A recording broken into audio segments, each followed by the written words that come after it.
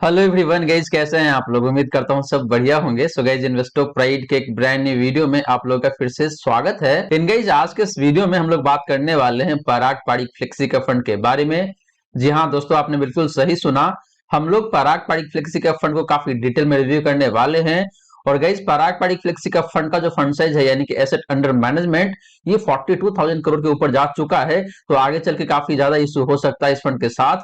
तो अगर आपने इस फंड में ऑलरेडी इन्वेस्ट करा हुआ है या फिर प्लान कर रहे हैं इन्वेस्ट करने का, तो ये वीडियो आपके लिए काफी ज्यादा इंपॉर्टेंट हो सकता है। तो बने रहिएगा थ्रू आउट द वीडियो। आज के इस वीडियो से आपको पता चलेगा कि भाई आपको आगे इस फंड के साथ कंटिन्यू करना चाहिए या फिर नहीं करना चाहिए, क्या दिक्कत आ सकती है आगे चल के, और क्या क्या रीजन है जिसकी वजह से इस फंड में इश्यू हो सकता है आने वाले समय में। वही गाइज, आप में से काफी जने को पता है कि मैं हर एक संडे को आपका जो म्यूचुअल फंड पोर्टफोलियो है उसको रिव्यू करता हूं।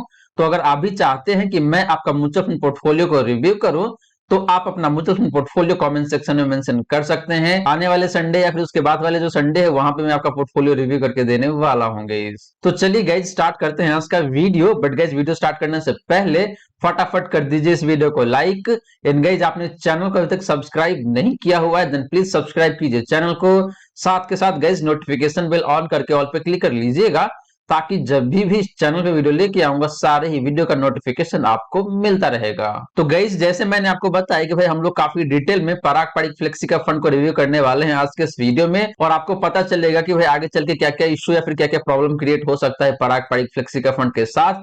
And because of this guys, इस फंड का परफॉर्मेंस भी काफी खराब हो सकता है आने वाले टाइम में। तो चलिए गाइज, सबसे पहले बात कर लेते हैं पराग पारिक फ्लेक्सी का फंड का बेसिक डिटेल्स का। इसके बाद गाइज हम लोग बात करेंगे इस फंड का एसआईपी रिटर्न का एंड लमसम रिटर्न्स का। इन guys, towards end of the video आपको पता चलेगा कि भाई क्या रीजन है जिसकी वजह से ये फंड अच्छा परफॉर्म नहीं करता है जब मार्केट में तेजी रहता है तो, और क्या रीजन है जिसकी वजह से ये फंड काफी ज्यादा गिरता है जब मार्केट में तेज गिरावट आती है तो गाइज, बात करें बेसिक डिटेल्स का, तो पहले हम लोग बात करने वाले हैं यहाँ पे फंड साइज का यानी कि एसेट अंडर मैनेजमेंट का। तो पराग पारिक फ्लेक्सी का फंड का जो फंड साइज है या फिर एसेट अंडर मैनेजमेंट है जो निकल के आता है यहाँ पे आपका 42,785 करोड़ का, जो कि गाइज देखे तो कहीं ना कहीं मुझे काफी ज्यादा देखने को मिल रहा है एक पर्टिकुलर फ्लेक्सी का फंड के लिए। क्योंकि ये 42,000 या फिर मोटा मोटी 43,000 करोड़ जो है गाइज, ये काफी एक्सट्रीम हाई लेवल का दिखने को मिलता है अगर आप बात करते हैं एक फंड का फंड साइज का तो।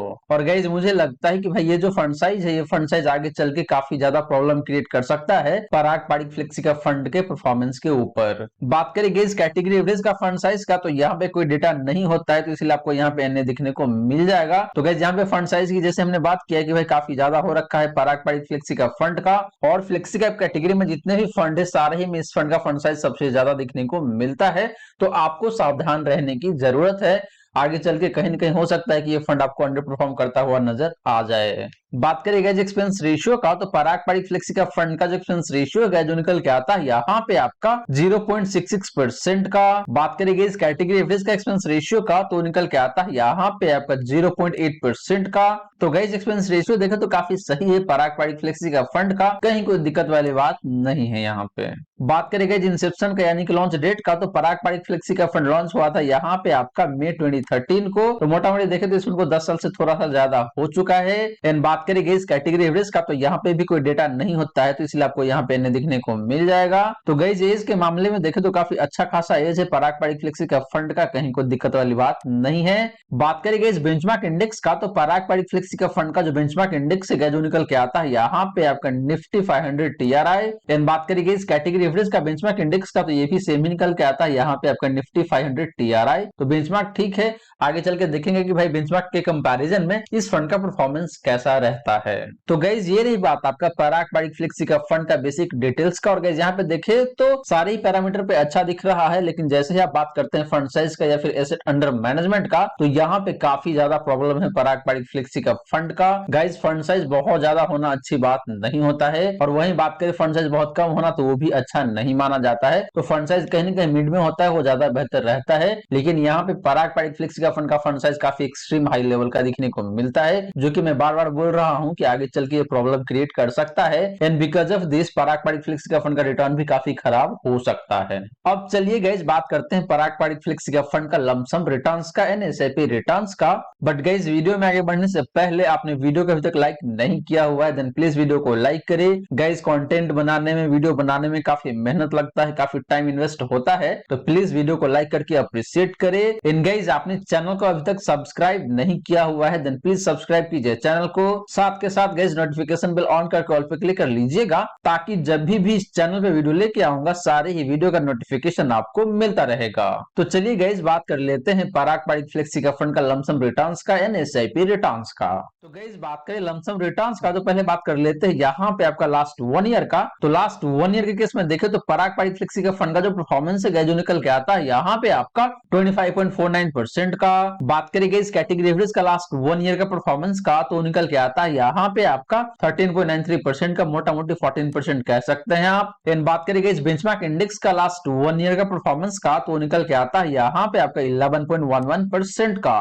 तो गाइस लास्ट 1 ईयर में देखे तो पराग पारित फ्लेक्सी का फंड का परफॉर्मेंस बेहद ही शानदार दिखने को मिल जाता है, वो चाहे बात करें आप कैटेगरी एवरेज के कंपैरिजन में या फिर बेंचमार्क इंडेक्स के कंपैरिजन में। बात करें गाइस पिछले 3 सालों का तो पराग पारित फ्लेक्सी का फंड का जो परफॉर्मेंस है लास्ट 3 ईयर का वो निकल के आता है यहाँ पे आपका 23.43% का।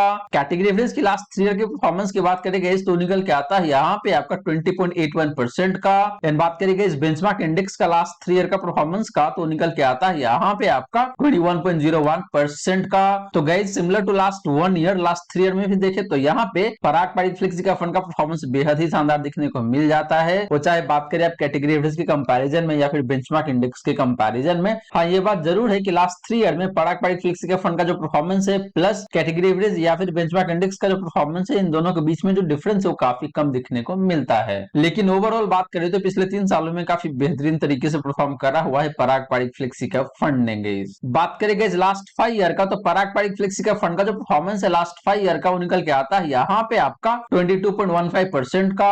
कैटेगरी एवरेज की लास्ट 5 ईयर की परफॉर्मेंस की बात करें गाइस तो निकल के आता है यहाँ पे आपका 15.79% का। एंड बात करेंगे इस बेंचमार्क इंडेक्स का लास्ट 5 ईयर का परफॉर्मेंस का तो निकल के आता है यहाँ पे आपका 15.52% का।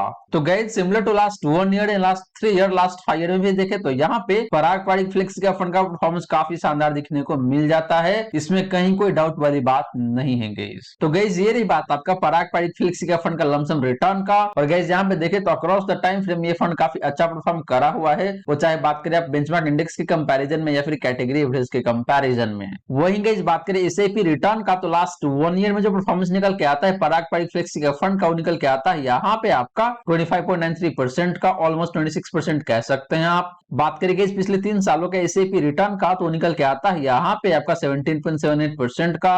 एंड बात करेंगे इस पिछले 5 सालों के एसआईपी रिटर्न का तो निकल के आता है यहाँ पे आपका 22.41% का। तो guys similar to lump sum return SIP के केस में भी देखे तो यहाँ पे इस फंड का परफॉर्मेंस काफी जबरदस्त दिखने को मिल जाता है, वो चाहे बात करें आप लास्ट 1 ईयर का या फिर लास्ट 3 ईयर का या फिर लास्ट 5 ईयर का।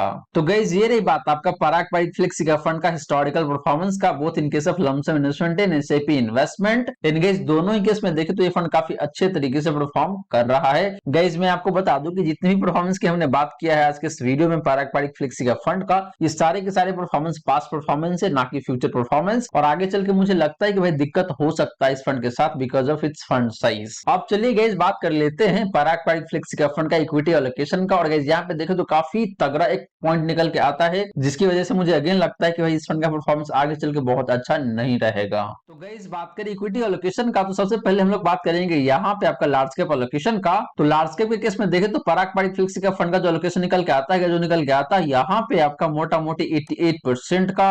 कहने का मतलब यही गाइस कि 42,000 करोड़ का इसका कॉर्पस है, उसमें से देखे तो मोटा मोटी 88% लार्ज कैप स्टॉक में जाता है पैसे। वही गाइस बात करें कैटेगरी एवरेज का लार्ज कैप एलोकेशन का तो निकल के आता है यहाँ पे आपका 45.67% का। तो गाइस लार्ज कैप स्टॉक में बहुत ज्यादा पैसे डालना कहीं ना कहीं एक इशू क्रिएट हो सकता है पराग पारित फ्लेक्सी का फंड के लिए। तो गाइस लार्ज कैप एलोकेशन की बात करें तो पराग पारित फ्लेक्सी का फंड काफी ज्यादा पैसे डालता है लार्ज कैप स्टॉक्स में, और ये कहीं ना कहीं देखे तो इशू क्रिएट कर सकता है पराग पारित फ्लेक्सी का फंड के लिए आगे चल के। और गाइस मैंने ऐसा लार्ज कैप फंड के साथ भी नहीं देखा है कि भाई एक जो पर्टिकुलर लार्ज कैप फंड होता है या फिर ब्लू चिप फंड होता है वो पर्टिकुलर फंड भी लार्ज कैप स्टॉक में इतना ज्यादा पैसे नहीं डालता है जितना पराग पारित फ्लेक्सी का फंड डाल रहा है लार्ज कैप स्टॉक्स में। बात करें गाइस मिड कैप एलोकेशन का, तो पराग पारिक फ्लेक्सी का फंड का जो मिड कैप एलोकेशन है गाइस वो निकल के आता है यहाँ पे आपका 11.18% का। एंड बात करें गाइस कैटेगरी एवरेज का मिड कैप एलोकेशन का, तो निकल के आता है यहाँ पे आपका 15.36% का। तो गाइस मिड कैप में देखें तो काफी कम पैसे डाल रहा है अगर आप कंपेयर करते हैं कैटेगरी एवरेज से। तो ऐसा इसलिए भी हो रहा है गाइस क्योंकि ये फंड सारे पैसे तो लार्ज कैप स्टॉक में ही डाल रहा है, तो बाकी में क्या डालेगा। तो यही रीजन है जिसकी वजह से मिड कैप में काफी कम पैसे जा रहा है इस पर्टिकुलर फंड का। वहीं गाइस बात करें स्मॉल कैप एलोकेशन का, तो पराग पारिक फ्लेक्सी का फंड का जो एलोकेशन है स्मॉल कैप स्टॉक्स में वो निकल के आता है यहाँ पे आपका 0.8% का। एंड बात करेंगे इस कैटेगरी एवरेज का स्मॉल कैप एलोकेशन का, तो निकल के आता है यहाँ पे आपका 12.36% का। तो गाइस स्मॉल कैप स्टॉक में तो नाक के बराबर ही पैसे डालता है पराग पारिक फ्लेक्सी का फंड। तो गाइस ये भी एक रीजन हो सकता है जिसकी वजह से ये फंड अच्छा परफॉर्म नहीं कर रहा है अगर आप पिछले 3 साल के टाइम फ्रेम में देखते हैं तो। और आगे चल के आपको पता चलेगा कि जब मार्केट तेजी में रहता है तो उस केस में भी ये फंड बहुत अच्छा परफॉर्म नहीं करता है। तो इक्विटी एलोकेशन भी एक रीजन हो सकता है जिसकी वजह से इस फंड का परफॉर्मेंस उतना बेहतर नहीं रहता है गाइस। तो गाइस ये तो हमने बात किया इक्विटी एलोकेशन का। वही बात करेंगे इस फंड का पोर्टफोलियो कंसंट्रेशन का, तो पहले बात कर लेते हैं यहाँ पे आपका टॉप 5 स्टॉक कंसंट्रेशन का। तो पराग पारिक फ्लेक्सी का फंड का जो कंसंट्रेशन है टॉप 5 स्टॉक्स में वो निकल के आता है यहाँ पे आपका 32.65% का। एंड बात करेंगे इस कैटेगरी एवरेज का टॉप 5 स्टॉक कंसंट्रेशन का, तो निकल के आता है यहाँ पे आपका 27.55% का। तो गाइस टॉप 5 स्टॉक्स में देखें तो काफी अच्छा खासा पैसे जा रहा है पराग पारिक फ्लेक्सी का फंड का, मोटा मोटी 33% का। वहीं बात करें कैटेगरी एवरेज का, तो कैटेगरी एवरेज मोटा मोटी 27 से 27.5% पैसे डालता है टॉप 5 स्टॉक्स में। तो कंसंट्रेशन यहाँ पे ज्यादा है गाइस, यानी कि अगर टॉप 5 स्टॉक्स अच्छा परफॉर्म नहीं करेगा तो उस केस में ये फंड का परफॉर्मेंस भी खराब हो सकता है। बात करें गाइस टॉप 10 स्टॉक कंसंट्रेशन का, तो पराग पारिक फ्लेक्सी का फंड का जो कंसंट्रेशन है टॉप 10 स्टॉक्स में वो निकल के आता है यहाँ पे आपका 57.58% का। एंड बात करें गाइस कैटेगरी एवरेज का टॉप 10 स्टॉक कंसंट्रेशन का, तो निकल के आता है यहाँ पे आपका 42.99% का, मोटा मोटी 43% कह सकते हैं आप। तो guys similar to top 5 stock concentration top 10 के मामले में भी देखें तो यहाँ पे काफी ज्यादा पैसे डल रहा है टॉप 10 स्टॉक्स में पराग पारिक फ्लेक्सी का फंड के द्वारा। कहने का मतलब यही गाइस कि पराग पारिक फ्लेक्सी का फंड के पास टोटल 40 स्टॉक से अभी के टाइम पे देखते हैं तो, और उस 40 में से 10 स्टॉक ऐसा है जिसमें मोटा मोटी देखे तो 22 से 23 हजार करोड़ पैसे जाता है उस पर्टिकुलर टॉप 10 स्टॉक्स में ही। यानी कि गाइस अगर ये 10 स्टॉक अच्छा परफॉर्म नहीं करेगा तो उस केस में ये फंड बहुत खराब तरीके से परफॉर्म कर सकता है और रिटर्न काफी निगेटिव हो सकता है इस पर्टिकुलर फंड का। बात करेंगे इस टॉप 3 सेक्टर कंसंट्रेशन का, तो पराग पारिक फ्लेक्सी का फंड का जो कंसंट्रेशन है टॉप 3 सेक्टर में वो निकल के आता है यहाँ पे आपका 42.74% का। एंड बात करेंगे इस कैटेगरी एवरेज का टॉप 3 सेक्टर कंसंट्रेशन का, तो निकल के आता है यहाँ पे आपका 34.29% का। तो गाइस टॉप 3 सेक्टर में भी देखे तो पराग पारिक फ्लेक्सी का फंड काफी ज्यादा पैसे डाल रहा है, मोटा मोटी 43% का। तो गाइस पोर्टफोलियो कंसंट्रेशन की बात करें तो ओवरऑल यहाँ पे देखो तो मुझे ये फंड अच्छा नहीं लग रहा है क्योंकि यहाँ पे पोर्टफोलियो कंसंट्रेशन काफी हाई लेवल दिखने को मिल रहा है। यानी कि टॉप 5 स्टॉक अच्छा परफॉर्म नहीं करेगा या फिर टॉप 10 स्टॉक अच्छा परफॉर्म नहीं करेगा या फिर टॉप 3 सेक्टर भी अच्छा परफॉर्म नहीं करेगा, तो उस केस में ये फंड काफी बुरी तरीके से गिर सकता है। लेकिन गाइस जब टाइम अच्छा रहेगा इस पर्टिकुलर फंड का तो उस केस में ये फंड आपको काफी अच्छे तरीके से परफॉर्म करके भी दे सकता है। ऐसा मैं इसलिए बोल रहा हूँ गाइस कि जब ये टॉप 5 स्टॉक अच्छा परफॉर्म करेगा या फिर टॉप 10 स्टॉक अच्छा परफॉर्म करेगा या फिर टॉप 3 सेक्टर अच्छा परफॉर्म करेगा तो उस केस में ये फंड बहुत ही अच्छे तरीके से परफॉर्म करके दे सकता है। तो गाइस ये रही बात आपका पराग पारिक फ्लेक्सी का फंड का इक्विटी एलोकेशन का एंड पोर्टफोलियो कंसंट्रेशन का। अब चलिए गाइस बात कर लेते हैं इस फंड का टॉप 10 होल्डिंग्स का। तो गाइस बात करें टॉप 10 होल्डिंग्स का, तो यहाँ पे जो पहला स्टॉक निकल के आता है जो स्टॉक है आपका एचडीएफसी बैंक लिमिटेड, जिसमें देखे तो मोटा मोटी 8% का होल्डिंग है इस पर्टिकुलर फंड का, यानी कि काफी अच्छा खासा पैसा डल रहा है इस पर्टिकुलर स्टॉक में। बात करें सेकंड स्टॉक का, तो निकल के आता है यहाँ पे आपका Bajaj holdings and investment limited, जिसमें देखे तो मोटा मोटी 7.5% का होल्डिंग है इस पर्टिकुलर फंड का। फिर निकल के आता है यहाँ पे आपका आईटीसी लिमिटेड, फिर आपका यहाँ पे एक्सिस बैंक लिमिटेड, इसके बाद है यहाँ पे आपका आईसीआईसीआई बैंक लिमिटेड, फिर निकल के आता है यहाँ पे आपका IT giant HCL technology limited, इसके बाद देखे तो यहाँ पे आपका मारुति सुजुकी इंडिया लिमिटेड, फिर निकल के आता है यहाँ पे आपका कोल इंडिया लिमिटेड, फिर है पावर ग्रिड, फिर निकल के आता है यहाँ पे आपका अल्फाबेट इंक, यानी कि जो गूगल की पेरेंट कंपनी है वो है अल्फाबेट आईएनसी। तो गाइस यहाँ पे देखे तो सारे के सारे काफी टॉप क्लास स्टॉक दिखने को मिल रहा है, फंडामेंटली काफी स्ट्रॉन्ग स्टॉक है, लेकिन काफी सारे स्टॉक ऐसे जो कि काफी लेथार्जिक है, काफी लैग कर रहा है परफॉर्म करने के मामले में। लाइक आपका एचडीएफसी बैंक लिमिटेड हो गया, ये स्टॉक अच्छा परफॉर्म नहीं कर रहा है। मैंने एचडीएफसी बैंक को खरीदा था 3 साल पहले 750 में, और अभी देखे तो मोटा मोटी 1500-1600 पे ही चल रहा है। तो पिछले 1.5 से 2 सालों में अच्छा परफॉर्म नहीं करा हुआ इस पर्टिकुलर स्टॉक ने। तो गाइस पराग पारिक फ्लेक्सी का फंड का टॉप 10 होल्डिंग की बात करें तो ये मुझे काफी वैसे सही लग रहा है अगर आप देखते हैं क्वालिटी के हिसाब से तो, लेकिन परफॉर्मेंस के हिसाब से देखते हो तो उतना अच्छा नहीं है। और गाइस यहाँ पे देखें तो मोटा मोटी 57 से 58% पैसे जा रहा है इन सारे ही 10 स्टॉक्स में ही, यानी कि पराग पारिक फ्लेक्सी का फंड का पोर्टफोलियो कंसंट्रेशन काफी ज्यादा देखने को मिल जाता है गाइस इस 10 स्टॉक में कम से कम। और अगर ये 10 स्टॉक अच्छा परफॉर्म नहीं करेगा तो उस केस में ये फंड काफी बुरी तरीके से नीचे गिर सकता है गाइस। अब चलिए गाइस बात कर लेते हैं पराग पारिक फ्लेक्सी का फंड का डिफरेंट रिस्क रेशियोज का, उसके बाद बात करेंगे गाइस कि भाई क्या रीजन है जिसकी वजह से पराग पारिक फ्लेक्सी का फंड बहुत अच्छा परफॉर्म नहीं करता है जब मार्केट में तेज गिरावट आती है तो, या फिर जब मार्केट बुल फेज में भी रहता है तो उस केस में भी ये फंड बहुत अच्छा परफॉर्म नहीं करता है। तो गाइस बात करें रिस्क रेशियोज का तो सबसे पहले हम लोग बात करेंगे यहाँ पे आपका स्टैंडर्ड डिवीजन का। तो पराग पारिक फ्लेक्सी का फंड का जो स्टैंडर्ड डिवीजन है जो निकल के आता है यहाँ पे आपका 12.85 का। बात करेंगे इस कैटेगरी का स्टैंडर्ड डिवीजन का तो निकल के आता है यहाँ पे आपका 14.4 का।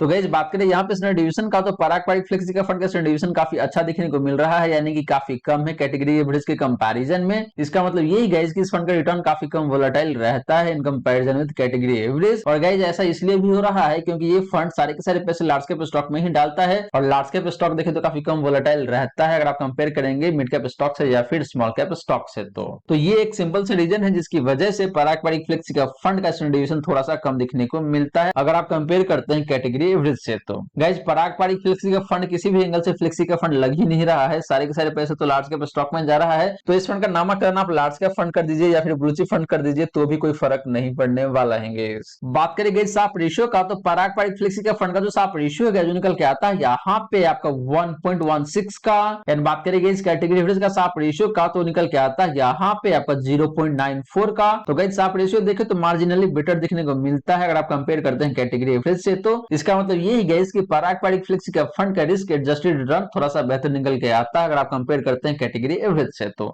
लेकिन गाइस इसका मतलब ये नहीं है कि पराग पारिक फ्लेक्सी का फंड का साप रेशियो सबसे बेहतरीन है इस कैटेगरी में। इस कैटेगरी में काफी सारे अदर फंड्स है जिसका साप रेशियो काफी बेहतरीन निकल के आता है, लाइक आपका एचडीएफसी फ्लेक्सी का फंड या फिर जो दूसरे फ्लेक्सी का फंड है उसका साप रेशियो बेहतर देखने को मिलता है अगर आप कंपेयर करते हैं पराग पारिक फ्लेक्सी का फंड से। तो बात करेंगे इस अल्फा का तो पराग पारिक फ्लेक्सी का फंड का जो अल्फा है जो निकल के आता है यहाँ पे आपका 5.12% का। एंड बात करेंगे इस कैटेगरी एवरेज का अल्फा का तो निकल के आता है यहाँ पे आपका 0.07% का। तो गाइस अल्फा देखें तो काफी बेहतरीन निकल के आता है पराग पारिक फ्लेक्सी का फंड का अगर आप कंपेयर करते हैं कैटेगरी एवरेज से। तो लेकिन जैसे मैंने आपको बताया कि भाई इस कैटेगरी के अदर फंड्स है जिसका अल्फा इससे भी बेहतरीन दिखने को मिल जाता है, लाइक आपका एचडीएफसी फ्लेक्सी का फंड गाइस। तो गाइस ये रही बात आपका पराग पारिक फ्लेक्सी का फंड का डिफरेंट रिस्क रेशियोज का। और गाइस यहाँ पे देखो तो मुझे ओवरऑल काफी अच्छा दिखता है ये फंड, लेकिन अपने कैटेगरी में बेस्ट नहीं है गाइस, ये मैं आपको पहले ही बता दूं यहाँ पे। हाँ ये बात जरूर है कि भाई इस फंड का स्टैंडर्ड डिवीजन काफी कम देखने को मिलता है इस कैटेगरी में।